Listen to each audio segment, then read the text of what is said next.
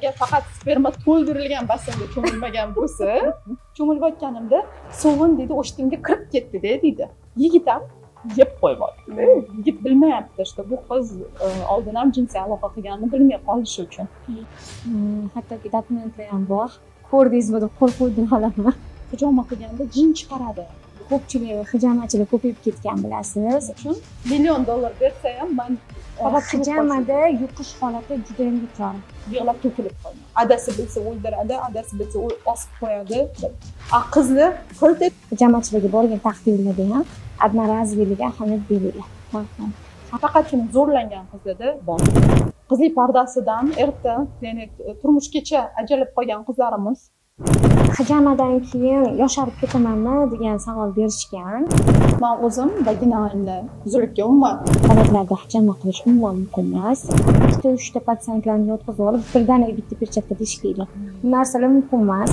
Agar noto'g'ri ishlansa, infeksiya yuqtirib qo'yish mumkin yoki noto'g'ri tilinsa, juda ham ko'p yo'qotish mumkin. Hijomaga boradigan niyatim paydo bo'ldimi? Xudo xohlasa shunaqa. Bo'lajak turmush o'rtog'ini qiz bola ekanligiga ishontirish maqsadida qinni ichiga birinchi kechada qo'yishadi. U kapsulalar qanaqa? Shu kapsulada Assalomu alaykum. Divax proyektiga xush kelibsiz. O'zingizni tanishtirsangiz. Va alaykum assalom.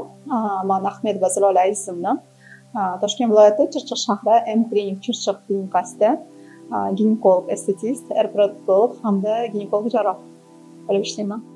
Meditsinaga kirib kelishingizga nima sabab bo'lgan?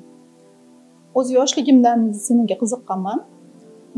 Har doim shifokor bo'laman deganman, esimni taniganimdan beri, lekin aynan turtki bo'lgan narsa bu 18 yoshimda odamlar infarkt bo'lganlar. Infarkt yetkazganlar. O'sha paytda shifokorlar bizga o'sha oxirgi kunlari ekanligi haqida aytishmagan. O'sha oxirida qilinadigan davo muolajalarini qilishmayotganiga men yosh bo'lganman, aqlim yetmagan va oxir oqibat otamlar bilan xayrlashishga ulgurmay qolganman. O'shanda men qat'iy qaror qilganman, qo'limdan kelgancha hammaga yordam bera oladigan yaxshi meditsina mutaxassisi bo'lishga. O'shanda meditsinani tanlaganman. Agar ginekolog bo'lmaganingizda qaysi kasbni tanlagan bo'lardingiz? Agar umuman meditsina sohasida bo'lmaganda, balki dizaynerlik tanlardim. Lekin meditsina sohasida bo'lsa, balki kosmetologiya, balki dermatologiya, psixiatriyaga ham qiziqaman. Sizningcha shaxsiy brend bu reklama qilishmi yoki samimiy bo'lishmi? Menimcha ikkalasi ham. Hozirgi kunda ijtimoiy tarmoqlar orqali rivojlanish kuchli hamma sohada ham. Shuning uchun reklama ham deyishimiz mumkin hamda o'zimizning patsientlarga, obunachilarga bo'lgan samimiy munosabatimizni bitta qismini ko'rsatish. Men shunaqa deb o'ylayman. Bemorlaringizdan eshitgan eng hayratli yoki noqulay savol qaysi bo'lgan? Ikkinchi marta homilador bo'lishim aslida qiyin bo'lgan o'zimda. 6 yillik ikkilamchi bepushtlik bilan yurganman. O'sha paytda o'zimga kelib so'rashardi, "Voy, siz o'zingiz ginekolog bo'lib turib, qanaqa homilador bo'la olmaysiz? O'zingiz homilador bo'la olmayapsizmi?" degan. O'zimni birinchi farzandim bor, ikkinchi farzandim sazgina shunaqa mayda shunaqa vaziyat bo'lgan, lekin shu savollarni berishganda hayratlanardim, chunki bu ginekologga qo'lida emas. Homilador bo'lish biz faqat sababchimiz. Hayotingizdagi eng katta orzungiz kasbingizdan tashqari nima? Eng katta orzuyim, niyatim farzandlarim bilan birga Madina shahriga ko'chib ketib, o'sha yerda yashash va o'sha yerda bo'lish. Sizni battlga chaqirishimizdan maqsad vaginal uzilishga ginekolog sifatida qarashingizni bilmoqchi edik. Men o'zim vaginalni uzilishga umuman qinni ichiga qanaqadir noto'g'ri narsalar kiritilishiga qarshiman. Ayniqsa uzilib qo'yishga juda ham qarshiman. Lekin ayrim davlatlarda, ayrim joylarda bu noodatiy, netraditsion meditsinada qo'llashyapti. Agar bu narsani vrach qilsa, tekshiruvlardan o'tkazib keyin qilsa, balki foydasi bordir, lekin men o'zim qarshiman. Assalomu alaykum. Videoga xush kelibsiz. O'zingizni tanishtirsiz. Men Mirxalikova Dilafruz, Inkar va Center hijama asoschisiman. Agar bu sohada bo'lmaganingizda qaysi kasbni tanlagan bo'lardingiz? Agar bu sohada bo'lmaganimda farmatsevtikani tanlagan bo'lardim, chunki insonlarga foyda keltirish meni hayotdagi asosiy maqsadim. Siz uchun hijama bu shunchaki ishmi yoki hayot falsafasi? Men uchun hijama meni falsafam, chunki insonlar hijamadan keyin juda yengil va ko'p shifo topgan patsientlarim bor. Agar eng katta tanqidchingiz, raqib yoki dushmaningiz oldingizga davolanish uchun kelsa, qabul qilasizmi? Albatta qabul qilaman, chunki u inson menga shifo izlab kelyapti. Hayotiy hissiyotlar bilan bu narsani aralashtirmayman. Sizga faqat reklama uchun qilyapsiz desa, qanday javob berasiz? Albatta hijama reklama uchun qilinmaydi, chunki bu sunnat. Mijozingiz sizga bergan eng g'alati yoki noqulay savol qaysi bo'lgan? Hijamadan keyin yosharib ketamanmi degan savol berishgan. Bu savoldan keyin ham kulganman, ham hayron bo'lganman. Sizni batolga taklif qilishimizdan maqsad hijamachi sifatida vaginal uzuklarga bo'lgan qarashingizni bilmoqchi edik. Xalq tabobati sifatida vaginal uzuklarga to'g'ri qarayman, chunki shifo topganlar juda ham ko'p. Assalomu alaykum Dilafruz. Tanishganimdan xursandman. Batolga keldik. Savollarim bor sizga.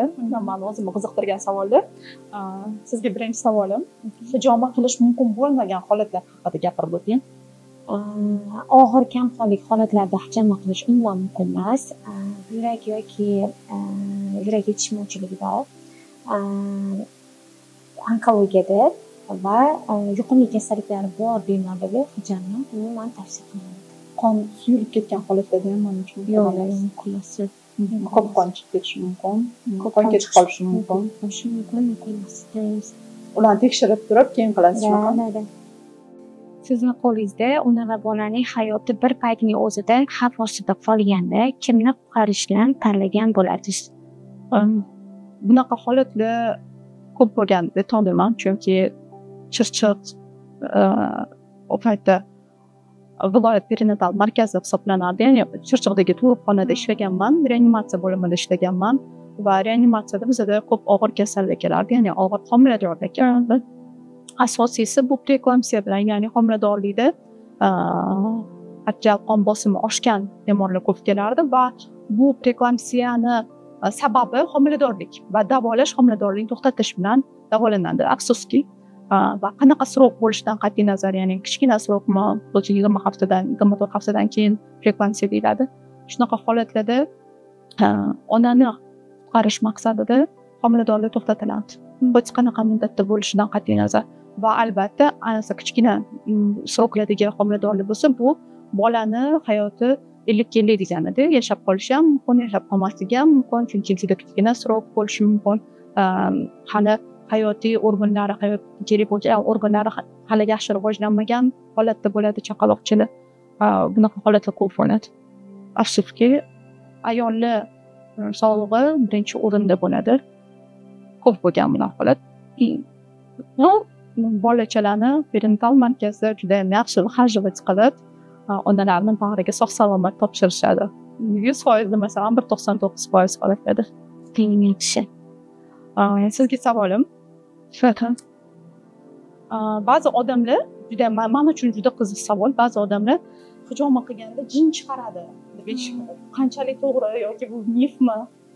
Instagramda ko'pda, mana Instagramda odamlar orasida hozir juda ham ko'p tarqalyapti bu narsalar. Lekin mana ish jarayonida bir marta o'sha narsani guvohi bo'lgan bo'lardim, lekin bir marta shu narsa qildim. Hijomani qilayotganda o'sha baribir kuzatasiz, YouTube'da yoki Instagramda chiqib keladi. Bitta shu narsani ko'rib qolsa chiqib kelaveradi-ku. Shunchaki hijoma qilmaydi, qanaqadir oyatlar, nimalar qo'yib turib, xuddi jin chiqarayotgandek qilishadi. Men rosa o'tkazib yuboraman bu narsani, chunki o'zim uncha ishonmayman-da, lekin aynan hijomachidan uchrashib qolsam so'rayman degan niyatim bor. Yo'q, u narsaga men o'zim ishonmagan, ko'rmagan, hadislarga keltirilmagan, isbot yo'q bu narsa. Jinlarga ishonamiz, qabul qilganmiz iymonimiz bilan, lekin uni chiqarish menimcha boshqa jarayon bo'lsa kerak. Tug'ruq jarayonida ona vafot etib, bola tirik qolgan holatda bo'lganmi? Bo'lgan. Bunday holatda oilaga qarash, ularga nima deyish eng og'ir vazifa. Emasmi? Juda ham og'ir bu holat, shunaqa holat bo'lgan, esimda qolgan holat bu. Radomda ishlagan paytimizda bo'lgan bu narsa va egizak bola edi. Egizak bolachalar radomdagi hamma, yetuk mutaxassislar hammasi kelib qo'ldan kelgancha yordam bergan taqdirda ham bu ayol sog' deb emas, tirik chiqqan, radomdan tirik chiqib ketgan, lekin afsuski saldan keyin vafot etgan u ayol. Juda ham og'ir bu narsani aytish, chunki uyida yana bolachalari bor edi bu ayolni, hamda bitta yana egizak farzandlari. Yana o'sha preeklamsiya asorati bilan bu ayolni hayotini saqlab qolish omili. Bu juda ham og'ir. Men necha yillar o'tgan bo'lsa ham haligacha shu ayolning familiyasi mana shunday qolib ketgan. U operatsiyani men qilmaganman, lekin o'sha jarayonda hamma qatnashgan, chunki Chirchiq radomda shunaqaki, bitta og'ir kasal bo'lsa hamma biladi va hamma qo'ldan kelgancha yordam beradi, butun vrachlar yordam beradi. Bunaqa holatga tushkunlikka tushmasa kerak. O'sha paytda men bilamanki, nima uchun ayniqsa ginekolog shifokorlar bora qo'pollashib, mana nima deydi, sal anaqa jizzakroq bo'lib qoladi, chunki onalar o'limi, bolalar o'limi juda ham og'ir. Juda ham og'ir. U narsani ko'rib, u narsa bilan kurashib, unaqa holatda yashash o'zi bu stressda. O'shani hisobiga ham ko'pchilik radomda ishlaydigan ginekologlar qanaqadir cho'chitib ketadi. Ya'ni uncha-munchaga yig'lanmaydigan bo'lib ketadi. Chunki ular yoshligida o'sha qatorda endi radomga ishga kirgan paytlarimda dedi, yosh mutaxassis bo'lganda o'sha paytda yig'lab bo'lishgan deb o'ylayman-da. Chunki u narsani qabul qilish, men haligacha eslasam nima deydi, baribir odam qo'rqadi. Murashki pakojidagi o'sha ayolni oxirgi so'zlarini eslasam qiyin, juda qiyin. Oilasiga aytish undan ham qiyin. Undan keyin bizani qonun, hech qaysi qonun afsuski shifokorlarni himoya qilmaydigan qonunda. Shunaqa davrda yashayapmiz. Shifokorlarni yomonlashadi. Bu taqdir, qazoning qadar degan narsani qabullanish inson zotiga sal qiyinroq va aybdor shifokorlar bo'lib qolgan. Lekin homiladorlik paytida davleniya bilan yurgani, homiladorlik paytida o'ziga qaramaganligi, gemoglobini pastligi, ularni korreksiya qilmasdan yoki ketma-ket tuqqanini hech kim inobatga olmaydi deb shifokorni ayblash osonroq. O'sha protsesslardan o'tish baribir shifokorlar uchun qiyin. Shunaqa deb o'ylayman va bizani hozirgi zamonda shifokor bo'lish o'zi bizani davlatda qiyin. Og'ir yuk. Men o'zim meditsina sohasida ishlaganman, bu narsalar keyin yot. Bizada ham xuddi shunaqa voqealar bo'lardi. Ularni qiyin, o'zingizam bilasiz bu narsa. Sizga savolim, birinchi marta hijoma qilganingizda o'zingizni qanaqa his qilgansiz, qanaqa taassurotlar bo'lgan? Hijoma qilganimda birinchi o'zimni qarindoshim uchun qilib ko'rganman. Endi hijomani shunaqangi mo'jizaligini tasavvur ham qilolmasdim. Bitta osteoxondrozlar bor edi, ularda davleniyalar bor, uyqusizlik hijoma qilganman. Shu hijomadan keyin ikkalasini turli solib ketgan edik. Keyin o'zimga juda ham qiziqish kuchayib ketib, o'zim keyin harakat qilib, o'zi sentrlar ochib, mashallah, o'sha sababchi bo'lgan. O'shalar sababchi bo'lgan. Zo'r. Ginekolog sifatida odam sizdan mo'jiza kutadi. Ammo mo'jiza bo'lmaydigan holatlar ham bor. O'sha paytda o'zingizdan qanday tutasiz? To'g'ri, mo'jiza kutish kerak emas shifokordan. Faqat ixlos bilan kelsa va to'g'ri tavsiyalariga to'g'ri rioya qilsa, qanaqadir natija bo'lishi mumkin. Biz sababchimiz. Lekin shunaqa holatlar bo'ladi, mo'jiza yarata olmaymiz. Keladi ayol, masalan, 35 yosh, folikulalari уже umuman yo'q, AMKsi umuman tushib ketgan, avariyalniy rezerv yo'q, homilador bo'lmoqchiman. Afsus, men qo'limdan kelmaydi, senga to'g'ri tushuntiraman. Agar sen juda ham ona bo'lishni xohlasang, sen faqatgina bola asrab olishing mumkin. Donorstvoni ham qaysidir davlatlarda mumkin, lekin islom dinida donorstvoga ruxsat yo'q. Shuning uchun bola asrab olishing mumkin. Lekin sen o'zingdan o'zing homilador bo'la olmaysan, afsuski. Bo'lishi mumkin milliontadan bitta, lekin bu kam, tabiiy yo'l bilan. Agar aytaman 10 yil oldin, 15 yil oldin kelganingda yoki hech bo'lmagan 5 yil oldin murojaat qilganingda men qanaqadir yordam berishim mumkin edi. Eko ham yordam bera olmaydigan holatda, agar hech qanaqa folikulalari urug' hujayra bo'lmagandan keyin bizning qo'limizdan hech narsa kelmaydi. To'g'ri, hozir ozgina bo'lsa ham urug' qolgan bo'lsa, tuxum donlaga perpek qilishadi, zasamala qilishadi-da, sal bo'lsa ham avariyalniy rezervini oshirib berish mumkin. Lekin absolyutni nol bo'lsa, hech narsa qila olmaymiz. Yoki erida xuddi shunaqa holat. Erida spermatozoidlar nol, absolyutni nol. Даже mana eko sentrlar ham yordam bera olmaydigan holat. Lekin bunaqa bizdan mo'jiza kutish kerak emas. To'g'risini aytaman. Chunki qatnattirib, voy men san davolayman, keyin qatnaysan, men yuvaman, kelasan, har kelganingda ham shuncha pul to'laysan, mana bunaqa dorilar olasan, men senga qilaman deb, buni yolg'on, puch umidlar bilan to'ldirish niyatim yo'q. Bunaqa pul bilan oilamni boqqanimdan ko'ra, men boqmaganim yaxshi. Men to'g'risini aytaman. Mana shuncha vaqt qaraymiz, yo'q, bo'lmadimi, yo'q, uzr. Ekoga bor yoki eko ham yordam bermasa, unda bola asrab. Shunaqa. To'g'ri. Tak, sizga savolim. Siz amaliyotingizda hijoma yoki uzillikdan keyin homilador bo'lib ketgan ayollar uchraganmi? Hijama uzillikdan keyin moddalar almashinib, eski holat chiqib, insonning tanasi, ya'ni qonlari yangilagan hisobiga holatlar bo'lgan, homilador holatlar bo'lgan. Lekin bu 100% hijamadan degan emas. Holatlar bo'lgan. Men siz gapingizga qisman qo'shilaman.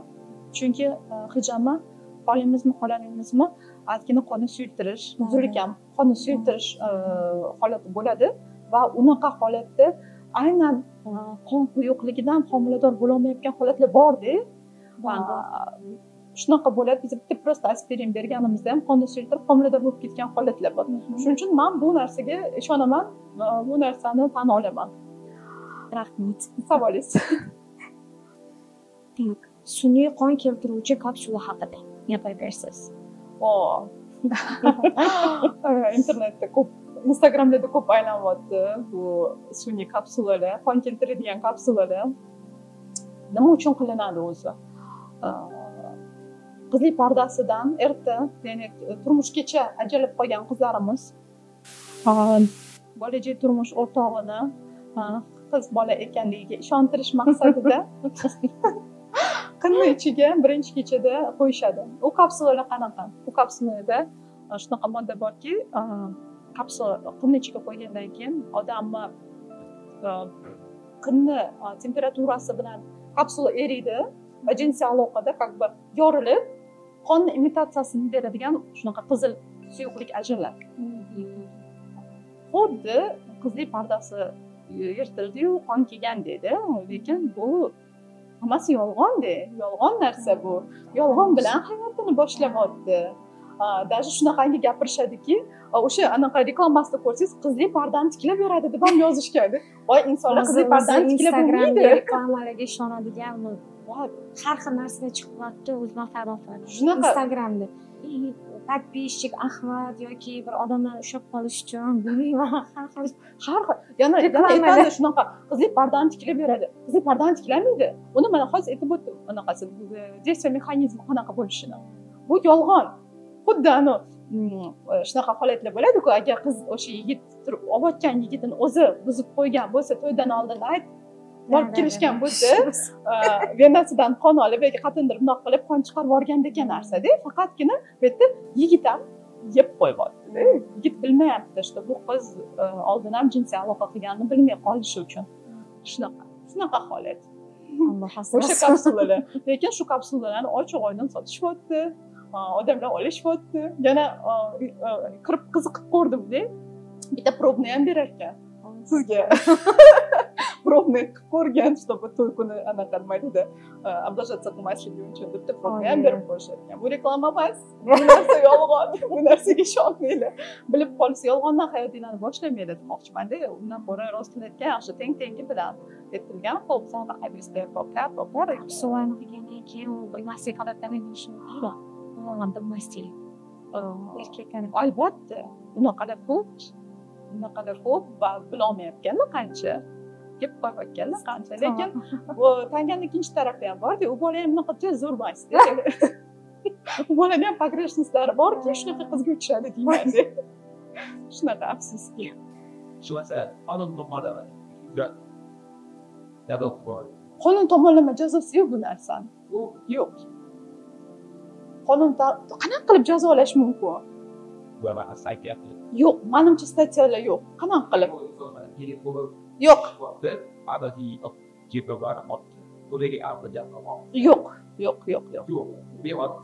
Yo'q. Bemalol qilsa bo'ladi emas.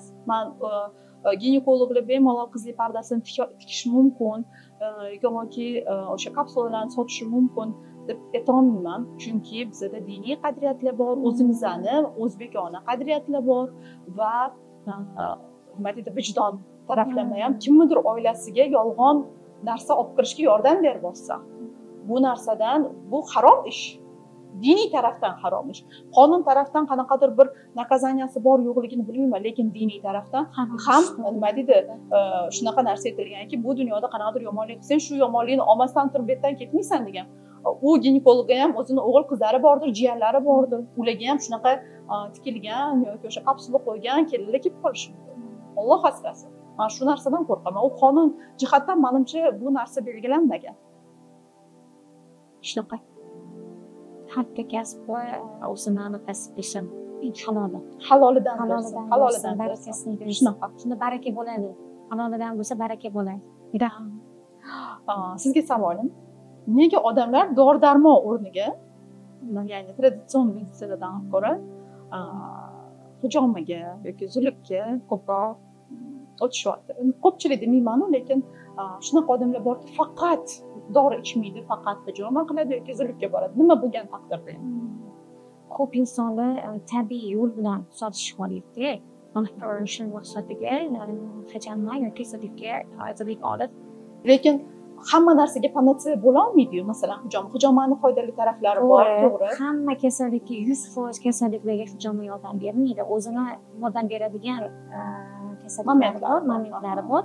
Yordam bermaydigan momentlar bor. Masalan, gormonal o'zgarishlar bo'lib ketishi mumkin. Hormon gazda juda kuchli yoki kamqonlik yoki sahrni diabet juda sahar baland bo'lishi mumkin.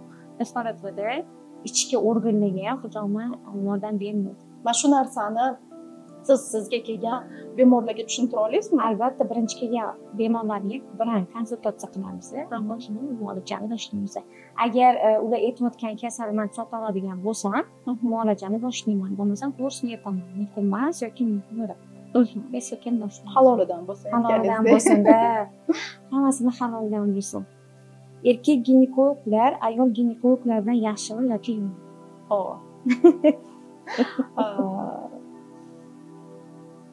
erkak ginekologlarning orasida ham zo'rlari bor, yomonlari ham bor. Ayol ginekologlarda ham xuddi shunaqa. Lekin bizda shunaqa gap borki, erkak ginekologlar bola nejni harakat qilishadi, bola nafisroq harakat qilishadi deb aytishadi. Lekin bu degani ayollar qo'pol degani emas. Mana bugun shunaqa patsient ham keldi, ularga spiral qo'yib qo'ydim, metod advisor olib, shunaqa nozik harakat qilasizki, yaxshi gapirasiz, ushib tashlamaysiz. Men zerkalani tiqayotganda ham avaylab tiqasiz menga shu zerkalani, shuning uchun ham sizga kelaman deyaptilar-da. Bu degani hamma muhim holatga ham ta'sir qiladi. Erkak ginekologlar yaxshi, ayol ginekologlar yomon yoki nabarot emas. Har bitta inson o'zi ko'ngli tortgan shifokorga boradi. Meditsinada jins aytilmaydi. Ayol ginekolog, erkak ginekolog deyilmaydi. U shifokor, tabib.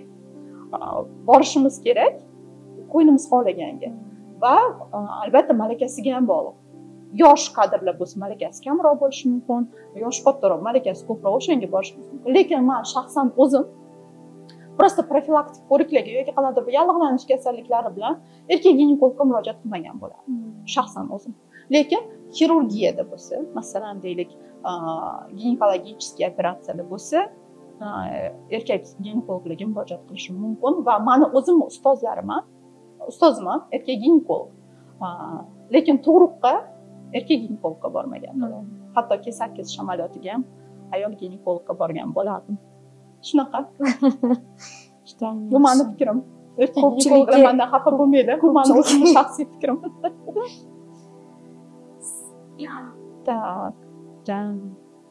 Sizning amaliyotingizda umidsiz holatida kelgan bemorlar sog'ayib ketgan misollar bo'lgan. Juda ham ko'p bo'lgan.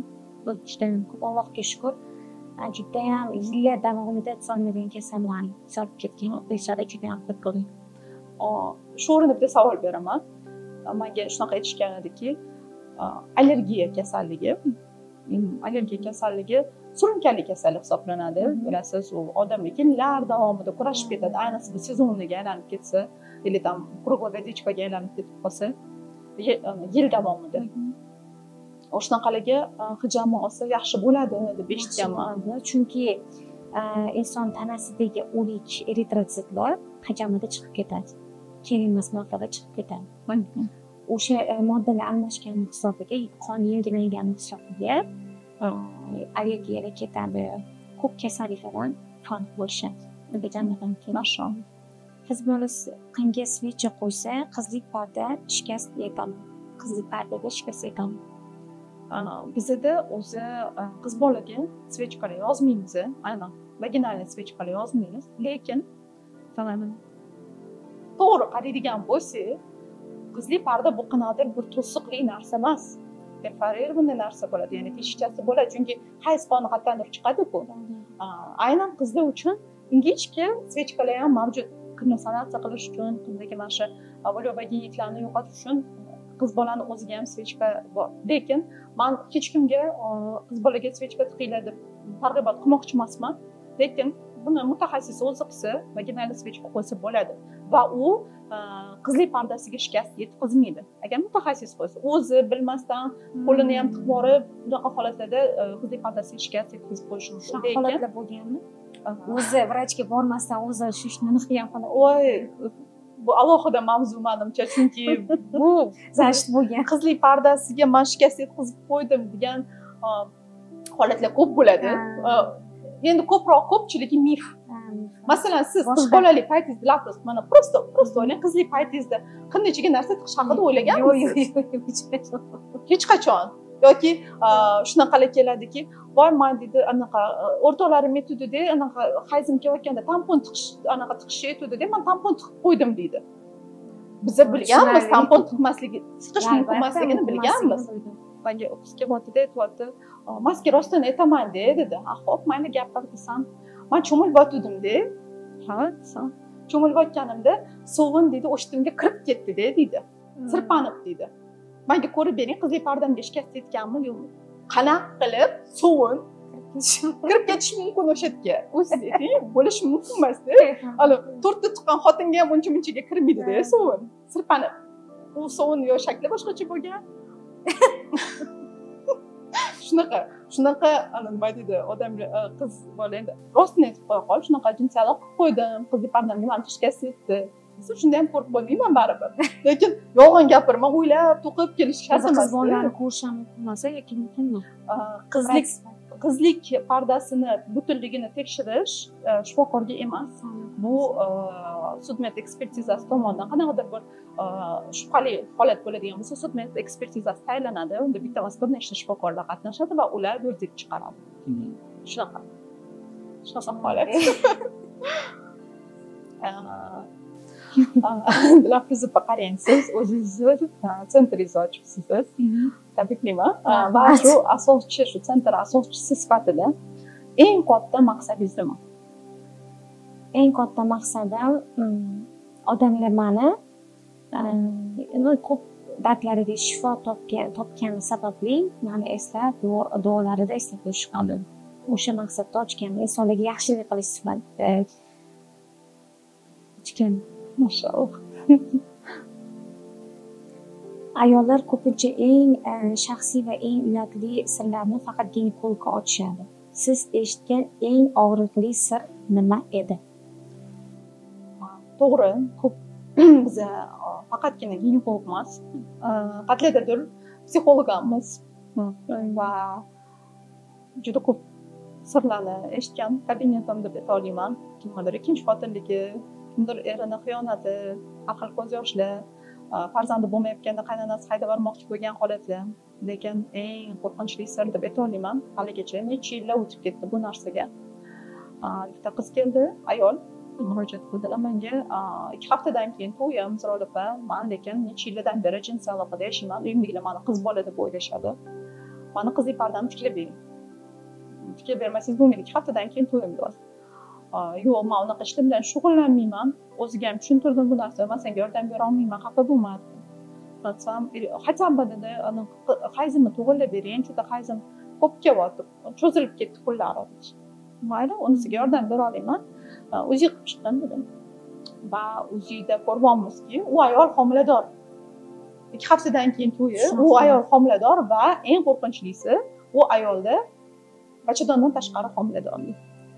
Shunaqa Turbasida bo'lib qolgan. Ha, turbada bo'lib qolgan. To есть u ayol 3 hafta, 1 oy oldin ham jinsiy aloqada yashab yurganda, 2 haftadan keyin to'y bo'ladigan ayol, tushunyapsizmi? Qo'rqinchli holat bo'lyapti. Keyin yo'q dedim, borasan, operatsiya qilib qilmasa bo'lmaydi, uni tozalab bo'lmaydi, uni operatsiya qilish kerak. Nima uchun bo'lib qolgansan? Yo'q, men o'zim chiroyimda qildira olmayman, meni hamma taniydi, qilib bermasangiz bo'lmaydi, iltimos. Bu yerda уже ayolni hayoti haqida gap ketyapti. Albatta yordam berdim. Mayli, yur dedim, operatsiya qildik, laparoskopicheskiy operatsiya qildik, turbasini olib tashladik va nima qo'ydi u ayol qizlik pardasini tikladi menimcha va turmushga chiqib ketdi. Shu men uchun eng qo'rqinchli sir shu bo'lgandi. Bu narsalar ruhiyatingizga ta'sir qiladimi? Shuncha bo'layotgan qo'rqaman. Men o'zim o'g'il o'stirmanman, men qo'rqaman, lekin hammasi qadar o'sha paytlarda juda qo'rqardim. Hozir bo'lsa sal bunga yengilroq qaraydigan bo'ldim. Baribir har xil odam keladi, har xil ko'rinishda kelishadi. Shunaqa. Sauna basseynlarda yuqumli kasalliklar yuqtirib olish yoki homilador bo'lib qolish mumkin. O'zimga ham qiziq bu savol. Yuqumli kasalliklar deganda menimcha shu jinsiy aloqa orqali yuqadigan qo'rqinchli kasalliklar va sipogonoreyaga o'xshagan. Chunki mana basseynlarga borsam tushunmayman. Qo'rqmang. Basseynlardan yallig'lanish kasalliklari, oddiy yengil yallig'lanish kasalliklari yuqtirib olishingiz mumkin, lekin aynan jinsiy aloqa orqali yuqadigan qo'rqinchli kasalliklarni yuqtirib olmaysiz. Bu erkaklarimizni ayollariga aytadigan miflari. Ya'ni men senga xiyonat qilmadim, men общий saunaga bordim yoki общий basseynga bordim, o'sha yerdan yuqdi deyishadi asosida. Shunaqa. Mana ishonib yurdim deb bunaqa narsalarga. Bu kasalliklar faqatgina o'z nomi bilan aytib turibdi, jinsiy aloqa yordamida yuqadigan kasalliklar. Homilador bo'lib qolish. Endi bu ham bu уже qizlar tarafdan aytiladigan mif. Men hech qanaqa jinsiy aloqa qilmaganman va basseynga bordim. Mendan oldin erkaklar cho'milgan edi va bo'lishi mumkin emas. U nima u? O'zim ham suvdan, basseyndan yuqorida yurardim. Infeksiyalarni masalan, yengil shamollashli bo'lishi mumkin, lekin aynan jinsiy aloqa orqali yuqadigan kasalliklar bor. Ular yuqmaydi. Homilador ham bo'lib qolmaydi. Endi agar faqat sperma to'ldirilgan basseynda cho'milmagan bo'lsa, atak homilador ham bo'lib qololmaydi. Shunaqa. Bu hammasi o'ylab topilgan yolg'on, xuddi juma kuni tug'ilgan qizlarda qizlik pardasi bo'lmaydi degan miflardan bittasi. Shunaqa. Sizga savolim, odamlar sizni qanday so'z bilan eslab qolishni istaysiz? Odamlar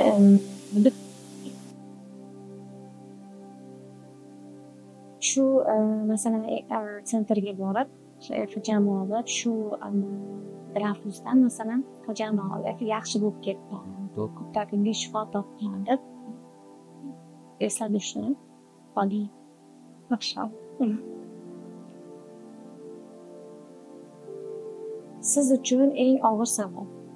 Qizlik pardasi tufayli ruhiy iztirob chekkan qizlarga qanday yordam berasiz? Ularni jamiyat bosimidan qanday himoya qila olasiz? man sizga o'zimni praktikamdan kelib chiqib ayta olaman bu narsani. Qizlik pardasiga ziyon yetgan holatda qachonki qiz iztirob chekadi, qachon zo'rlangan bo'lsa, haqiqatan o'zini xohishiga qarshi borib zo'rlangan bo'lsagina unaqa holatda bitta ikkita uchradi praktikamda va o'sha holatda qizlar juda ham ruhiy yomon ahvolda bo'ladi. Shunaqa bo'lgan, radumda ishlayotgan paytimda bitta qiz "Men tug'aman, lekin bolani tashlab ketaman" dedi. Nega deyapman? Nimaga savol? Men abort qildirmadim, chunki bu gunohligini bilaman, abort qildirmayman. Meni zo'rlashgan oqibatida men homilador bo'lib qoldim. Va shuning uchun men uni eslash qolamasligim uchun bolani tashlab ketmoqman. Lekin men bolani abort qildirmadim. Men uni eslashni ham xohlamayman deb juda ham tushkunlikda bo'lgan qiz edi. O'tirib, uydagilarni chaqirtirib, uydagilarning ham xabari bo'lmagan holat ekan, bolasini olib ketish, bolada ayb yo'qligini tushuntirib, shu bolasini olib ketgan. Lekin o'z xohishi bilan jinsiy aloqa qilib buzilib qolgan qizlarda iztirob ko'rmayapman. Afsuski, men afsus nadomatni ham ko'rmayapman. Ularning o'rniga bechora ona vayron bo'lib qolgan. Onalari keladi, yig'laydi, siqtaydi, yordam bering, iltimos, men ularga yordam bera olmayman. Keyingi paytlarda ko'p uchrayapti shu holat. Qizlari bez bo'lib turadi. Ona bechora yig'lab to'kilib qoladi. Adasi bilsa o'ldiradi, adasi bilsa osib qo'yadi deb. Qizlar qilt etayotgan. Afsuski, chunki u o'zi bilgan. Birorta yigit bilan uchrashayotganini bilib olsan, yechinishni bilib olsan, nima bo'lishini darshi bilasan. Va hech qanaqa afsus nadomat yo'q qizlar. Faqatgina zo'rlangan qizlarda bor. Va zo'rlangan qizlarni albatta psixologga jo'natamiz. Chunki ularga psixologik ruhiy dalil shart. Oxirgi savolim sizga. Hijoma noto'g'ri qilinsa, qanaqa bemorga zarar yetishi mumkin? To'g'ri savol. Hozir ko'pchilik hijamachilar ko'payib ketgan bilasiz. Men meditsinskiy obrazovaniyasi bor bo'lishini xohlardim. Hijamachilar ham, kosmetologlar ham ko'payib ketgan, hijamachilar ham ko'payib ketdi, ko'p kasb egalari ko'payib ketdi xullas. Meditsinskiy obrazovaniyasi bo'lmasa ham tibbiyotga aralashib yotganlar ko'p, juda ham ko'p. Anatomiyani yaxshi bilish kerak. Masalan, hijamachi qo'yayotgan tochkalari to'g'ri qo'yish kerak. Toza, sterilniy joyda ishlash kerak. Har bitta narsa sterilniy bo'lishi kerak va одноразовый bo'lishi kerak. Agar noto'g'ri ishlansa, infeksiya yuqtirib qo'yish mumkin yoki noto'g'ri tilinsa, juda ham ko'p yo'qotish mumkin bemor. Shu xatoliklarni qilsa, xavf tug'dirib qo'yishi mumkin. Ko'p marta ishlatiladigan narsalar men uchun umuman emas. Chunki mana masalan gepatit B bo'lsa, boshqasiga yuqtirib qo'yish. Albatta. Hijamada yuqish holati juda ham yuqori. Juda ham. O'shaning uchun har bitta bemordan keyin men masalan har bitta patsientimni har soatga yozaman. 2-3 ta patsientlarni yotqizib olib, birdaniga bitta perchatkada ishlaydi. Bu narsalar mumkin emas. Bitta perchatkada masalan bittasini boradi, u bilan ishlaydi, patsient bilan boradi, xuddi shu perchatkada ikkinchi patsient bilan ishlaydi. U narsa umuman mumkin emas. Har bitta kelgan patsientga одноразовый, hattoki fursat одноразовый bo'lishi kerak. Har bitta narsa одноразовый bo'lishi kerak. Kelgan patsientlarimga bittalab ko'rsataman. Hattoki dokumentlar ham bor. Ko'rdingizmi deb qo'l qo'ydim olaman. Hozirgi hududda hozir shunaqa qilmasa bo'lmaydi, chunki har xil voqealar bo'lgan, holatlarda ham boshdan o'tkazganmiz. O'shaning uchun har bitta narsaga ahamiyat berishni xohlayman. Patsientlarimga aytaman, agar mendan boshqa hijamachilarga borgan taqdirlarda ham одноразовыйga ahamiyat beringlar. Har bitta narsaga e'tiborli bo'lish kerak, chunki yuqtirib olish hozir juda ham ko'p. Agar siz bir kunda bu dunyodan ketib qolsangiz, bemorlaringiz va jamiyat sizni qanday eslab qolishini xohlaysiz?